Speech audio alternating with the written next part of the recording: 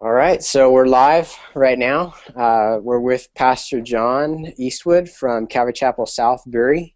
Thank you for joining us, Pastor John. Obviously, the reason why I wanted to do this hangout on air, live, whatever it's called, was to give you a chance to just share what the Lord's been doing, ask people to pray. In your sermon yesterday, you said one really specific thing that touched me, which was that passage from the life of Esther, which was for such a time as this. And God's planted you there for such a time as this. So share just a little bit about yourself and your story there, how long you've been there, and about the church. All right. So yeah, I'm John Eastwood. We planted a Calvary Chapel here about 15 years ago. Connecticut is it's a wonderful place. There's a lot of needy people here, but it tends to be extremely cold. People tend to be real hard spiritually, and we've just been praying. We've been praying God just to break through and break through. And so, I mean, that's really where we've been here. I am a father. I have 7 kids, and my oldest is 20. I have down to 4 years old. And so, I was home on Friday. We're just hanging out, studying, actually, preparing for Sunday. And my wife came in and said, hey, there's some kind of accident at the school in Sandy Hook. You might want to check out the news and see what's happening. And so I turned on the news. I'm like, I got to prepare for Sunday. I don't really want to check out the news. But I checked out the news, and they said it was a possible shooting. And so I'm like, all right, let me just get rolling. Let's head down there and see. Could always turn around and come back. And so I started to head down. I picked up my assistant, and we picked up another one of the guys from the church along the way. And we found out that 2 people were dead. That's what we heard as far as the shooting went. One was possibly the gunman, and then another maybe a teacher. And so we went to the staging area, just kind of minister, and there's a lot of chaos going on. And when the troopers found out, oh, you're a pastor and you guys are chaplains, they just ushered us right in to the staging area and just to be with the families. And then, of course, over time, the announcements came out, and of how many actual dead there were. And so it was a heavy time, and I mean, it continues to be. Sandy Hook is just like, it's broken. I mean, it's just broken. People are, what is it? Tuesday today? Is it Tuesday? It is Tuesday, yeah. Yeah. So this is on Friday, and so it's Tuesday. People are still, a lot of people are dazed still. So they're going around and sort of in a dazed state. Today, I think we're starting to see people break out of that initial shock. And, some people have been out of it for a while, but some of the people that were more directly involved are breaking out of the shock. Wow. Were you asking something? Okay. No. I'm just typing real quick.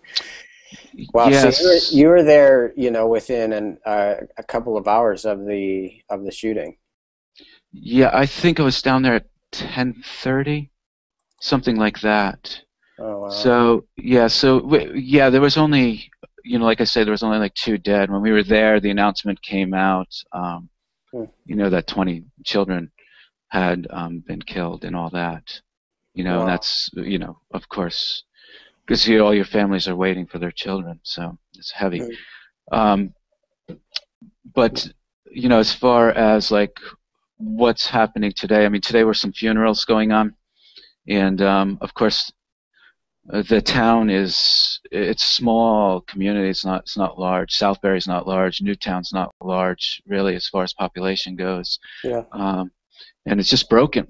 It's a broken community. So people are coming down and just mourning. Like I say, some of them are dazed. The shock is just kind of wearing off, and they're starting to realize what's happening, and it's just kind of sinking in, I think. Yeah. And so there's a lot of people that are just need comfort. Yeah. And that's what we're seeing. People need to be loved on right now. Yeah. And so you've been in this area since the 90s? Yeah, 90, whatever that was. We've been here about 15 years. So. Wow. Yeah. And this is it was a church plant. My mother-in-law got saved. My sister-in-law got saved. we had been out planting a church in Washington with some other people, and felt like God was calling us back east. Mm. And my mother-in-law and sister-in-law got saved, and we started a Bible study. It was Wow. really no intention of actually planting a church. It Yeah. just sort of happened. So. Yeah, that part of the country is notorious for just being hard ground to plow in. Yeah. But I imagine this is going to be somewhat of a turning point. I mean, it's got to change the face of ministry a bit for you guys. Yeah, well, I think right now one of the main things that we're seeing as far as the face of ministry immediate is the body's outpouring of love to the community. And all of a sudden, everybody became a minister. They realized it. Like, we can't just hang out and wait, like Esther, for such a time as this. This was in the message of this last Sunday. God has placed us here for such a time as this. He's placed those who are in this body here for such a time as this. And so I think it's helped people, as far as that goes, break out of their shell and say, hey, I just might not know what to say, but I've got to go, and I can put an arm around somebody. I can weep with those who weep. I can rejoice with those who rejoice. And so that's what we're seeing. And we're seeing as people go out that they're suddenly getting, the Holy Spirit's giving them the words to say. Yeah. And so they're getting to see that whole aspect of just walking in the Spirit and not walking in fear. Yeah. So that's, so if there's, that's a beautiful thing that's coming out of this. I mean, it's a disgusting thing that's happened. Yeah. But there is an outpouring of love in the community. Wow. There's no doubt. Yeah. And so in your sermon on Sunday, you shared about, and you really called the people to step up and to be, engaged. Because I think, like you alluded to in your sermon, the temptation is to pull back and to say we're just going to almost kind of go in and hibernate and be completely pulled back from the reality of people being hurting, going through this process of just hurting and being grieved. And what ways are you seeing the people in your church kind of take the ball and that exhortation and run with it? Well, referring back on Sunday, if we look at the Esther account, Esther, when she was told by Mordecai about the law that was passed by Haman, and said, you're in your palace and all that, but this is going to touch you. It is. I think that was the thing that was needed for the body, is like, don't hide and be insulated from this. Don't just, retreat to your own homes and stuff, but get engaged and go out. And what we're seeing is people have been doing that, and there's memorials set up around Sandy Hook. There's two in particular downtown, and there's people just mourning around there, just walking and seeing these things, and just, there's a lot of teddy bears going around, and they're just going there weeping. And so there's people that have just gone out from the body, and they're going down just to comfort people. Wow. And then, and then there's other groups here too, like the Billy Graham, the first responder groups are here. The chaplains are here from there and are doing an awesome job down there as well. So there's a great presence going on there. And then we also have a tent set up by one of the exits of the highway right in Sandy Hook. And it's a little bit away from the downtown area, which isn't hard to get away from. But it's set up there, and people could go there. It's a little bit quieter than the other place, and no media is allowed in there. And people are coming in there. There's a memorial set up in there, and people are coming in there, and they're coming to be ministered to. Wow. And so we have a bunch of people that are just in there, and they're just hanging out, and people are coming in and are just loving on them and ministering to them. And it's a beautiful thing God's doing there. Wow. Well, share the three things from your sermon, the three ways to pray: families, first responders, and the community. Just share more specifically. Okay. In regards to that, so that people know how to pray for the next couple of weeks for what's going on there. Yeah, and I think that's going to be key. Is really having people pray for the next few weeks, because a lot of people kind of get on with life about right now, and these things get pushed out of our mind where we really need people to be praying. The families, obviously, those who have been infected by this. It's obviously devastating for them. I can't even imagine all that they're going through right now. I mean, they're hating even that Christmas is coming. Yeah. As far as that goes, because what in the world are you to do and all. And so we do definitely need to be praying for the families, and even the shooter's family too. I mean, they're broken as well. So we really need to be praying for all of them. They're all victims in this. So they're, obviously of high importance. And then the first responders. The first responders went into a scene that nothing could prepare them for. First responders, they have to deal with tragedy. They do.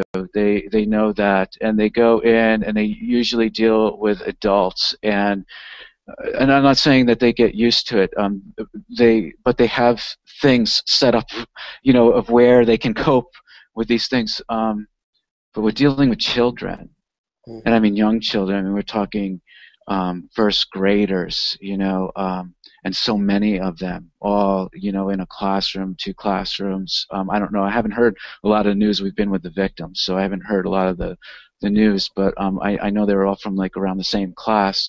They just had to deal with a scene that was that no one's mind, spirit, heart can be possibly ready for. So they're really tweaked. I mean, they've had critical incidents, stress management teams in here and all, but that can't take away what they've seen and what they've experienced. And so really, this is only a divine intervention here can help these guys and gals. I mean, some of them were young, like they're like 20 years old. I was talking to a girl, Erica, last night, who's 20, that was on the scene, and so we need to intercede on their behalf, or some of these people aren't going to be making it much longer because they just won't be able to handle it. So intercession for the first responders, for the EMTs, the paramedics, the police that were there, the other kind of police forces that were there, the firefighters, all those first responders. We got to remember them in prayer. And then third, is the community. I'll be praying for the community. Again, the whole community is affected by this. Everybody in Sandy Hook, I mean, that's their school system. So everybody knows somebody involved, and it's just the media has come in massive scale, and people are mourning, and they don't know how to mourn, and Christmas is here, and people are taking down Christmas ornaments and Christmas trees, because they just don't know how to deal with it. Yeah. So, wow. And so we need to be praying for the community, and I think God will move powerfully in a community. I mean, we need God's power to come down, God's Spirit to come down on this land and just heal it. Yeah. And that's what we need. Yeah. Yeah.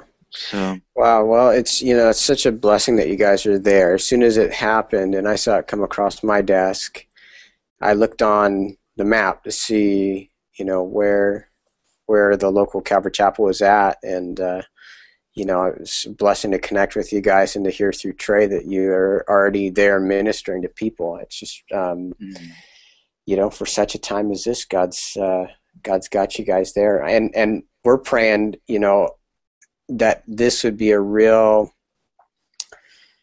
wake-up call to hearts that have been hard for a long time to the gospel. I know people can either respond very negatively, or they can, it can be this just wake up, like we need the Lord. And so. And that's what we're praying for yeah, sure. Yeah, it's really good. Well, thank you for keeping us in the loop and for sending the updates, and we'll keep praying for you guys. If you want to send us another update, you can do that. Awesome. And any way that we can help, let us know. And we love you guys. All right. Thanks, Josh. We love you too. Thanks for the support. Yeah, thank you, John. When I hit the end broadcast button, I think it's going to turn this off, so I'll give you a call. just to follow up. Awesome. I'll talk to you then. Okay, God bless you, man. Bye-bye. God bless you too.